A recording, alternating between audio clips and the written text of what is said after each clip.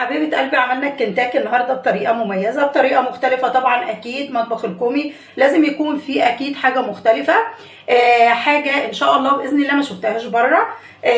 هنخش الفيديو دلوقتي، وقبل ما تدخلي الفيديو عشان احنا عملنا حاجات مختلفه كتير. قبل ما تخشي الفيديو لو انت مش مشتركه تشتركي وتفعلي الجرس عشان يوصلك كل جديد، وعشان تعرفي اسرار مطبخ الكومي من هنا وتصبحي واحده من عائله الكومي. يلا بينا نشوف عملنا الحاجات ديت ازاي. عملنا النهارده ان شاء الله باذن الله كنتاكي باللون الجميل اللي انت شايفاه ده، ما كلفناهوش اي حاجه. بس قبل ما ندخل الفيديو هنصلي على الرسول صلى الله عليه وسلم. اللهم صل وسلم وبارك على سيدي محمد صلى الله عليه وسلم. يلا بينا نخش ونشوف عملنا ايه. السلام عليكم ورحمه الله وبركاته. ازيكم عاملين ايه؟ لو اول مره تشوفيني، انا ميرفت الكومي وديت قناتي. ده مطبخ الكومي بيعرض لكم كل حاجه ان شاء الله باذن الله، من اول الوصفات كلها وكلها ان شاء الله باذن الله من مطبخ الكومي هنا مميزه. واللي مشترك معايا عارف كده، واللي مش مشترك ان شاء الله باذن الله بعد ما هيشوف الفيديو هينزل يشترك ويفعل الجرس عشان يوصل له كل جديد. النهارده هنعمل البانيه بطريقه مختلفه زي ما احنا متعودين من مطبخ الكومي هنا، طريقه ما شفتهاش قبل كده، بس هتخلي لك البانيه بسم الله ما شاء الله مميز. وممكن كمان اللي هياكله عندك زي كنتاكي بالظبط، وهنديله اللون بتاع كنتاكي كمان.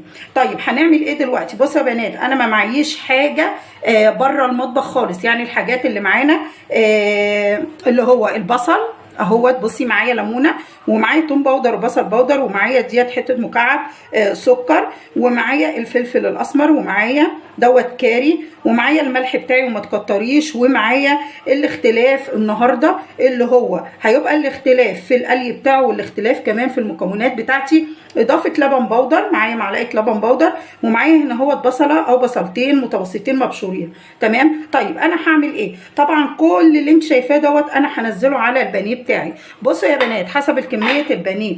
انا مش حاسبه كميه البانيه لان انا قلت لك قبل كده بجيب حاجات الشهر، يعني الفراخ بتاعتي، وبعد كده انا اللي بقسمها عندي هنا، فبطلع منها البانيه حسب افراد الاسره. تمام. طيب هتعملي ايه دلوقتي يا ميرفت؟ بصي يا حبيبه قلبي، انا هنزل هنستبعد الليمونه دي دلوقتي كده، وهنزل كل اللي معايا ده على البانيه. هنقول بسم الله الرحمن الرحيم. اللبن البودر والبصل البودر والثوم والكاري والفلفل الاسمر. تمام. واحده واحده عشان البنات اللي بتجيب الحاجه وبتفتح الفيديو وبتعمل ورا ميرفت الكومي الحاجه، انا معاكي واحده واحده اهوت. القناه بتاعتي يا بنات تعليميه، مش قناه طبخ بس، القناه تعليميه. يعني ان شاء الله باذن الله لينا في الطبخ ولينا في الحلويات وكل دوت. فان شاء الله باذن الله احنا عاملين القناه بتاعتنا ديت قناه تعليميه. تمام.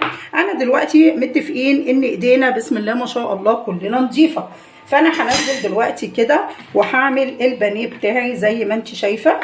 هنقول بسم الله الرحمن الرحيم. انا بس قبل ما انزل اللبن عليه التوابل والكاري عشان يديني اللون اللي انا قلت لك، كانك انت شارياه من بره.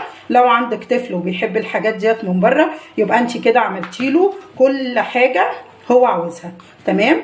دلوقتي بصي، انا مش مكتره الملح بتاعي برضو، وما تكتريش الملح في الحاجه عشان دوت مضر بالصحه. تمام. يعني احنا نحط حسب الاحتياج بتاعنا. دلوقتي بصي يا بنات، انا نزلت كده كميه البهارات اللي معايا. طيب انا هعمل ايه دلوقتي؟ هشطف ايدي كده وهنرجع تاني وهقول لك اللي فاضل معايا ايه. اللي فاضل معايا الليمون. هنقول بسم الله الرحمن الرحيم، وهاخد الليمونه بتاعتي كده وهعصرها على البانيه. خلي بالك الليمون بيدي طعم جميل جدا بسم الله ما شاء الله، يعني ما تستغنيش عنه في الوصفه ديت. طب ممكن استغنى عن ايه يا ميرفت؟ لا، ما تستغنيش عن اي حاجه، لان الوصفه ديت بالمكونات اللي انا قايلها لك دي وصفه مختلفه. اعمليها، والقلي كمان هيبقى مختلف ان شاء الله باذن الله. طيب بصوا يا بنات، انا حطيت كده البهارات بتاعتي. تمام. وهنزل دلوقتي بكوب اللبن ده. بتحطي لي اللبن يا ميرفت؟ اللبن بسم الله ما شاء الله بيدي الوصفه بتاعتي دي اكيد هتلاحظي لما تجربيها. تمام. وهنزل بصي بالبانيه كله هيبقى فيها كده. طيب ممكن انك تسيبيها من بالليل للصبح، تمام. انما انا هسيبها دلوقتي زي ساعتين كده، يعني دلوقتي الساعه 1 هسيبها على الساعه 3 كده وهحمرها ان شاء الله باذن الله. هنسيبها في التلاجة بقى مع اللبن دوت مع البهارات اللي احنا حطيناها لمده ساعتين، وهنرجع ان شاء الله باذن الله هوريكي القلي بتاعها المميز جدا جدا جدا اللي هيديكي حته بانيه فعلا فعلا ممكن انك تستمري على الطريقه دي طول عمرك تعمليها. انما احنا بنحب التغيير. البانيه دوت ليه طرق عندي كتير جدا وطرق مختلفه برضو ان شاء الله باذن الله ننزل بيها على القناه. هنروح نحط دوت في التلاجة وهنرجع نقليه مع بعض ونشوف هيبقى شكله ايه. يلا بينا. بصي يا حبيبتي، دلوقتي انا سبت البانيه عندي في التلاجة زي 3 ساعات. تمام. لو عاوزه تسيبيه من بالليل للصبح بيكون افضل، يعني بسم الله ما شاء الله. لو هتعمليه بنفس التتبيله اللي انا عملتها ديت وبعد كده هتعملي اللي انا هعمله ده وهيتشال معاكي في الفريزر، هينفع معاكي لو انت جايه من شغل او مستعجله، او لو حتى في البيت وعملتي اكل اللي هو يبقى موجود معاكي على طول. تمام. بصي بقى الاختلاف بتاعنا النهارده، انا مش هقلي البانيه بتاعي فيجيتار. تمام. انا هعمله معايا بدقيق عادي خالص بدون تكلفه من البيت وهنشوف النتيجه. تمام. طيب انا معايا ايه هنا؟ بصي يا حبيبه قلبي، انا معايا اساسي الكاري. تمام. والكاري هو اللي هيخلي لي اللون بتاع كنتاكي اللي بره. ومعايا هنا هو فلفل، معايا ملح معذره، ومعايا الفلفل الاسمر، مش اكتر من كده. هضيفه انا دلوقتي على الدقيق بتاعي دوت وهقلب. تمام. الدقيق بتاعي كده عادي خالص وبسم الله ما شاء الله، طريقه مميزه. جربي، مش لازم انك تعملي حاجه معينه كل مره، لا اعملي قد ايه الكركم او الكيري اللي انا حطيته. هتقولي لي قد ايه؟ هي معلقه. تمام. يعني معلقه صغيره او نص معلقه من ديت، وحسب الكميه اللي انت هتعمليها عشان اللون ما يطلعش معاكي قافل جدا، يعني مصفر اكتر يعني. ماشي. ودلوقتي انا معايا ايه؟ معايا اساسي برضو معلقه النشا. تمام. هستبعد كده الميه انا محتاجاها، ومعايا معلقه النشا. ومعلقه النشا هقلبها برضو. ليه النشا يا ميرفت حطيتيه؟ عشان يديني الخرفشه والقرمشه بتاعه كنتاكي اللي بيتباع من بره. تمام. دلوقتي انا معايا الميه.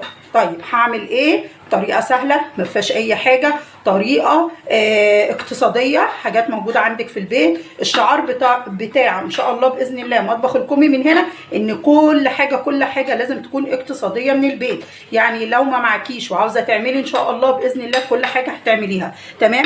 احنا دلوقتي حطينا التوابل بتاعتنا اللي هي ربع معلقه ملح. تمام. نص معلقه من ديت كاري. حطيت فلفل اسمر. تمام كده وقلبتهم، وحطيت معلقتين النشا بالمعلقه دي. ودلوقتي انا معايا الميه. طبعا هنجيب البانيه اللي احنا حاطينه في التلاجة وهنشوف دلوقتي هنعمل ايه. بصي يا حبيبتي، البانيه بتاعي بعد ما فات عليه 3 ساعات زي ما انا قلت لك، بسم الله ما شاء الله. بصي التتبيله بتاعتها واللون المصفر. تمام. احنا دلوقتي هنعمل ايه؟ بصي الخطوات اللي انا هعملها بالظبط. تمام. بصي يا حبيبه قلبي، انا هصفيها كده شويه وهنزل بيها. بصي هغلفها بالدقيق بتاعي. تمام. بسم الله الرحمن الرحيم. هنغلفها كده كلها بقى بالدقيق كده. بسم الله كده اهيت. طيب هتعملي ايه يا ميرفت تاني؟ بصي يا حبيبه قلبي الخطوه دي، وهمسك بصي واحده البانيه كده بايدي اهي ماسكاها. تمام. وهاجي في الميه وهعملها كده بسرعه. تمام. وهرجع تاني على الدقيق بتاعي بعيد ايدي عن الميه خالص. تمام كده. وبغلف بسم الله الرحمن الرحيم. ليه كده؟ عشان هتشوفي الطبقه بتاعتها بسم الله ما شاء الله، هيبقى طبقتين وهيبقى كانك فعلا جايبه البانيه بتاعك ده من بره. انا كده عملتها بصي كده اهيت.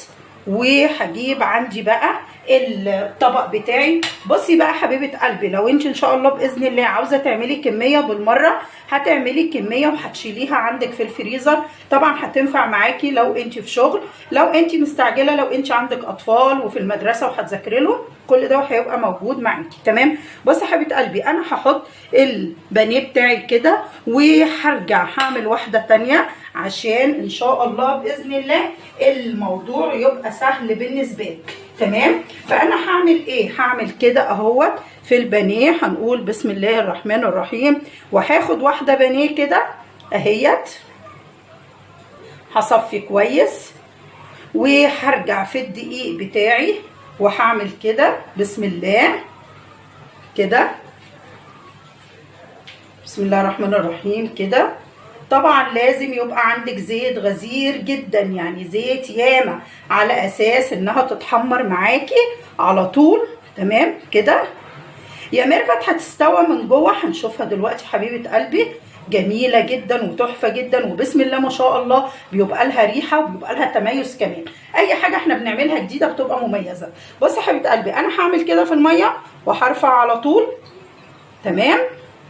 وهاجي على الدقيق بتاعي تاني وهعمل كده بسم الله الرحمن الرحيم كده كده اهيت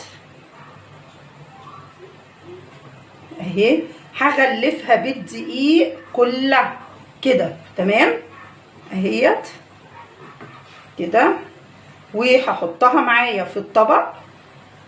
هننزل الدقيق الزياده كده وهحطها معايا في الطبق، وان شاء الله باذن الله اكمل الكميه. ويلا بينا نقلي مع بعض احلى بانيه بطريقه مميزه النهارده من مطبخ الكومي، وهنشوف شكله في الاخر هيكون ايه. بصي يا حبيبتي، دلوقتي انا عشان اتاكد ان الزيت بتاعي اتقدح لازم يكون مقدوح جدا. تمام اهو. فنزلت مكرونايه، انا بعمل طبعا مكرونه. بصي نزلت مكرونايه عشان اشوفها ان الزيت دوت اتقدح. طيب انا كملت الكميه بتاعه البانيه بتاعتي كلها.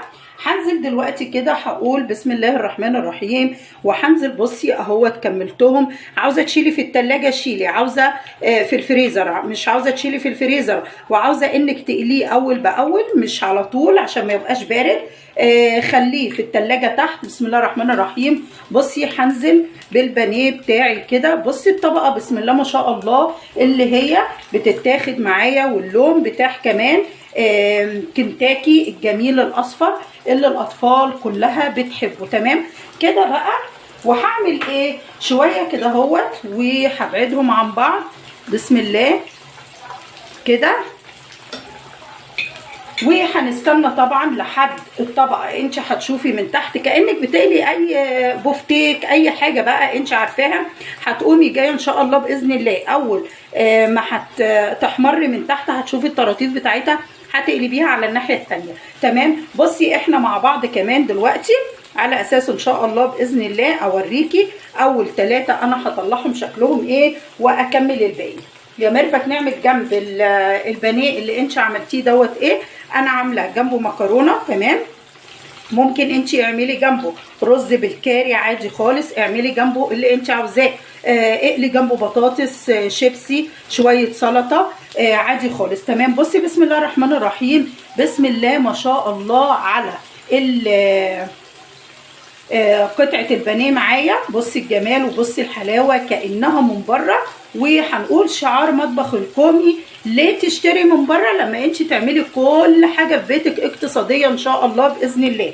هتبقى مستويه من جوه يا ميرفت. احنا مع بعض اهو كل حاجه قدامك، حتى لما بروح اغسل ايدي في الميه بسيب الفيديو شغال برده وبرجع لك تاني. تمام. هوريكي كل حاجه معايا على اساس تعمليها عندك في البيت، هتبقى ممتازه ان شاء الله باذن الله. بصي هقلب التانية برضو اهي. بسم الله ما شاء الله. انت شايفه كمان نفشت معايا ازاي الطبقه اللي ادينا طبقتين من الدقيق مش طبقه واحده. بصي بقى عاوزه اسمعك حاجه. بسم الله ما شاء الله. طبعا انت سامعه. بصي بسم الله ما شاء الله. كنتاكي كنتاكي يا بنات، ما كلفناش اي حاجه، ولا جبنا فيجيتار من بره ولا جبنا اي حاجه من بره، كل حاجه من جوه من عندنا من هنا. بصي بسم الله ما شاء الله عليها. معلقه النشا كمان ادت معانا جمال جمال لقطعه البانيه. دلوقتي بصي شويه بقى انا هطلعهم عشان ما اطولش عليكي الفيديو، وهنرجع تاني هنحط الكميه التانيه مع بعض وهنشوف ان شاء الله باذن الله شكلهم في الاخر ايه. بصي يا حبيبتي بسم الله ما شاء الله. بصي بسم الله ما شاء الله مقرمشه جدا وبصي الشوكه دخلت فيها ازاي. دلوقتي هوريكي جمال الفراخ معايا. بصي كده اهيت، وهطلع زي ما انت شايفه كده. على فكره انا حطيت واحده على اساس الزيت كان فاضي معايا. بصي اهيت كده، وتصفي الزيت كويس جدا. عندك مناديل مطبخ هتحطي عليها، انما من غير مناديل مطبخ او بمناديل مطبخ هي بسم الله ما شاء الله عليها تحفه. تمام، بصي كده. وهنكمل معانا. طبعا زي ما انا قلتلك، انت عاوزه تعملي في ساعتها اعملي، عاوزه تسيبي في التلاجة عادي خالص، سيبيها من تحت في التلاجة او تحطيها معاكي عادي خالص. بصي كده اهوت، بسم الله. وهحط كده اهي. تمام، وهسيبهم بقى يحمروا وهنرجع تاني ان شاء الله باذن الله. بصي الجمال، بصي بس هي سخنه كمان. ان شاء الله باذن الله هنشوف كنتاكي بتاعنا وعملناه باسهل طريقه وطريقه اقتصاديه، وهنعرضه الاخر ونشوف جماله وهيكون شكله ايه. وخلصنا الطبق بتاعنا التحفه الجميل المميز النهارده من مطبخ الكومي. طبعا حطينا حاجات كتير، ما تجريش الفيديو على اساس طول الفيديو فيه اسرار احنا حطيناها من هنا. عاوزه اوريكي القطعه بسم الله ما شاء الله مخرفشه ازاي، وفي نفس الوقت بصوا يا بنات عاوزه اوريكي حاجه بسم الله ما شاء الله. كنتاكي وما كلفناهوش اي حاجه، من البيت من عندنا هنا. بصي بسم الله ما شاء الله القطعه. تمام، وعاوزه اوريكي كمان انها مستويه ولا لا. بسم الله ما شاء الله عليها اهي. وبصي الطبقه، انا عاوزه بس اوريكي الطبقه اللي على كنتاكي من بره شكلها ايه. بصي الطبقتين اللي احنا عملناها بسم الله ما شاء الله عليها، هنقدمها جنب سلطه الطحينه.